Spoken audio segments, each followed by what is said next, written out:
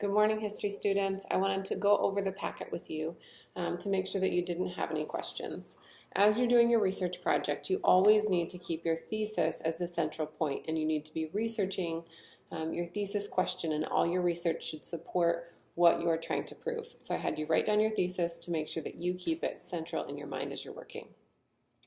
You are required to do all of these sources. The 7th and 8th graders have a slightly different packet, but I wanted you to keep track of which sources you've already found and which sources you still need. So this section right here is just to check off. First, what you're going to do is check off what you did in Research 1. And then as you go through, this is Research Check number 2, you're going to check off which sources you are finding so that you know what you finally have to do for your last research check. So you'll make sure you have your clear thesis. Every source that you find is going to need notes. So you're going to do your MLA citation here.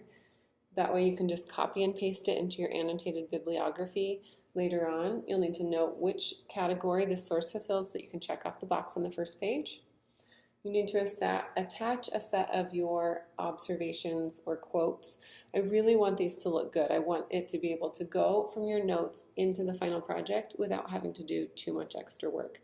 So whatever your notes look like for you is okay, as long as they are good quality notes that will help you with your final project. I'm looking for way more than just one or two really short sentences. Finally, you're going to answer analysis questions. These look slightly different than last time. So you just have source 4, source 5, source 6, and source 7 for 8th graders. And your questions are in the back. So you need to determine what kind of source you have, and you'll answer questions based on that type of source.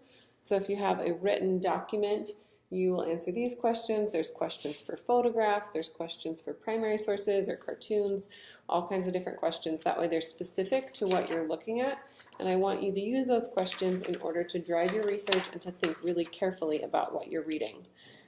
Finally, there's some final analysis questions here. I just want you to be self-reflective on what you found so far, on what you still need to do, and on where you are in the project. If you have any questions, please let me know, but hopefully this video helps. I hope you have a wonderful home day.